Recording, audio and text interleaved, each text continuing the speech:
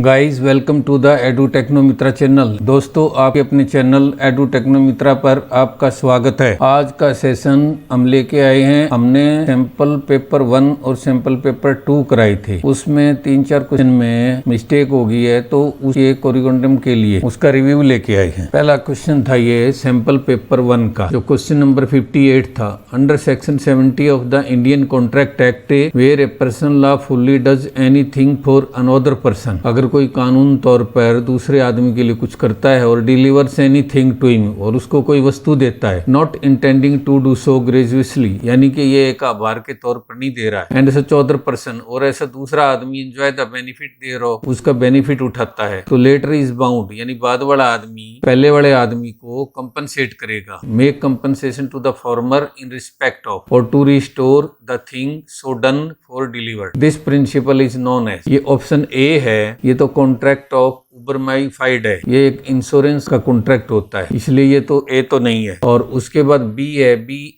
Employed agency, ये तो agency से रिलेटेड है। सी जो है क्वांटम मेरिट, इसका सही आंसर जो है सी है, क्वांटम मेरिट। अगला क्वेश्चन, ये नेक्स्ट क्वेश्चन था। इसके 3 क्वेश्चन है। ये सीरीज की जो सैंपल पेपर 2 की, उसमें एक क्वेश्चन है, और जो सीरीज 4 थी उसके 2 क्वेश्चन है। आइए हम क्वेश्चन 71 को करते हैं। Under the transfer of property act 1882, which among the following would be considered a material attached to the earth. Material जो है अटैच्ड टू द अर्थ जो होता है, या तो जो ट्री और प्लांट होते हैं जिनकी जड़ काफी गहरी जाती है और काफी सालों तक वो खड़े रहते हैं, या फिर कोई बिल्डिंग होती है या कोई फाउंडेशन होती है जिसकी नींव भरी जाती है जो अटैच टू द अर्थ। अब इसमें स्टैंडिंग टिम्बर है। स्टैंडिंग टिम्बर तो होती है डिस्पोजेबल, ये मूवेबल प्रॉपर्टी में, इसलिए ये नहीं है। ग्रोइंग क्रॉप्स, ये भी फसल होती है, एक पर्टिकुलर टाइम लिमिट के लिए 3 महीने 4 महीने के लिए होती है, इसलिए ये भी नहीं है। और ग्रास है, ग्रास भी जो एक फोडर के तौर पे यानी पशुओं को चारे के तौर पे इस्तेमाल होती है, ये भी नहीं है। और blocks of stone in A builders yard, जो बिल्डर का जो यार्ड है, स्टोरेज की जगह है, उसमें अगर स्टोन के ब्लॉक्स रखेंगे तो वो भी जो है ना मूवेबल प्रॉपर्टी है, कहीं ट्रांसफर होंगे कुछ दिन के बाद। इसका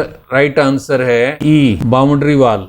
ये ड्राई वाल जो है, ड्राई वाल ये बेसिक ड्राई है, विदाउट मोटर और सीमेंट है, but made up of only blocks of stone. Stone blocks की है, ये काफी समय तक रहेगी, एक फेंसिंग के तौर पर लगाई हुई किसी प्रेमिसेस के चारों तरफ।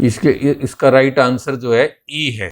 Guys like share and subscribe the channel. अगला क्वेश्चन है 77, ये हमारे सैंपल पेपर 2 की सीरीज 4 में था। Which of the following restrictions on transfer of property would be void by application of the principle set out below. इसमें ये बताना है, अगर कोई कंडीशनल रेस्ट्रिक्शन लगा के प्रॉपर्टी को ट्रांसफर करता है तो ये ए ऑप्शन है for a period of 5 year, ये भी नहीं है। ये गिफ्ट टू बी, रेस्ट्रिक्शन के साथ कोई गिफ्ट नहीं होता, ये भी नहीं है, और ये भी नहीं है। इसका राइट आंसर है नन ऑफ दी अब, इसमें कोई भी ऑप्शन सही नहीं है। नेक्स्ट क्वेश्चन, ये हमारा सैंपल पेपर 2 की सीरीज 4 का ही है, और 99 नंबर क्वेश्चन है। इसमें ये बताना था टैक्सेशन पर्पज के लिए, ये जो टैक्सेशन लॉ से संबंधित क्वेश्चन है, इसमें ये बताना था कि रेजिडेंट है कोई, तो कैसे कैलकुलेट होगा। जो एक आदमी बाहर आ रहा है, जा रहा है बिजनेस से या स्टडी है किसी और पर्पज से, तो उसको रेजिडेंट किस हिसाब से जो है डिसाइड किया जाएगा, रेजिडेंट है कि नॉन रेजिडेंट है। तो प्रिंसिपल है कि ये इनकम टैक्स का, अगर कोई मोर देन 182 डेज इंडिया में रहता है तो वो इंडियन रेजिडेंट है। अब ये कह रहा है A was in India for 183 days in the previous year, therefore A is a person resident in India, तो ये रेजिडेंट इन इंडिया है। A was in India for first 160 days for the previous year, went abroad of 45 days and return to the India for the remaining 160 days, यानी वो 160 दिन तो पहले रहा, इसमें बीच में गैप हो जाए उससे कोई फर्क नहीं पड़ता। 160 दिन फिर हो रहा, 320 दिन रहा है, जो कि मोर देन 182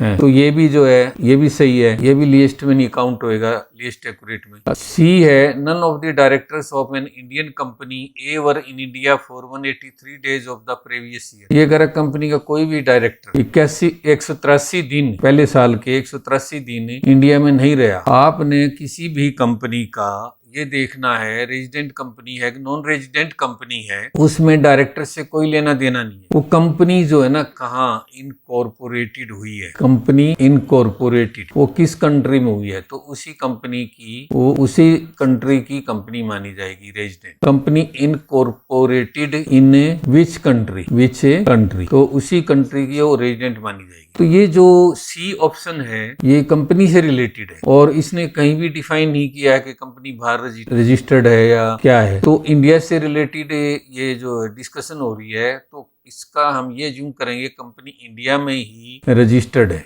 इसलिए ये इंडियन कंपनी हुई, तो ये भी मोस्ट एक्यूरेट है। अब A spent all of the previous year in India therefore A is resident, क्योंकि इससे जो पूरा का पूरा साल कह रहा है इंडिया में ही बिताया है, तो ये भी मोस्ट एक्यूरेट है। अब ऑप्शन रहेगी E, A spent all of the previous year, कह रहा है all of the previous year outside India, ये कह रहा है पूरा का पूरा साल इंडिया से बाहर रहा है, तो ये ऑप्शन जो है ये लीस्ट एक्यूरेट है। हाँ, यहाँ पे एक कंडीशन और थी, मोर देन 182 डेज रहा हो प्रीवियस ईयर में, या फिर फोर प्रीवियस ईयर है, 4 प्रीवियस ईयर उनमें 365 दिन रहा हो, और प्रीवियस ईयर में कम से कम 60 डेज रहा हो, प्रीवियस ईयर में 60 डेज रहा हो, और उससे जो 4 साल हैं प्रीवियस, उन चारों सालों का मिला के 365 दिन रहा हो, तो भी वो इंडियन रेजिडेंट कहलाए। इसलिए इसका राइट आंसर जो है ई है, ये इंडियन रेजिडेंट नहीं, ये लीस्ट एक्यूरेट है, ये बताना था आपने, लीस्ट एक्यूरेट बना था, इसका आंसर है ई। गाइज मैं उम्मीद करता हूँ कि कुछ बच्चों की जो क्वेरीज आ रही थी एक आधे क्वेश्चन के ऊपर वो रिजॉल्व हो गई है, और हमने दोनों पेपरों को रिव्यू किया है, तो हमने समझा कि अभी टेस्ट हुआ नहीं है, तो जो पार्टिसिपेंट हैं उनको अवेयर कर दें इंट्रैक्शन को। गाइज मैं उम्मीद करता हूँ कि आपको ये जो है ना रिव्यू सेशन अच्छा लगा होगा, और वीडियो देखने के बाद लाइक कर देना, शेयर कर देना दोस्तों में, और चैनल को सब्सक्राइब कर दें। Thank you.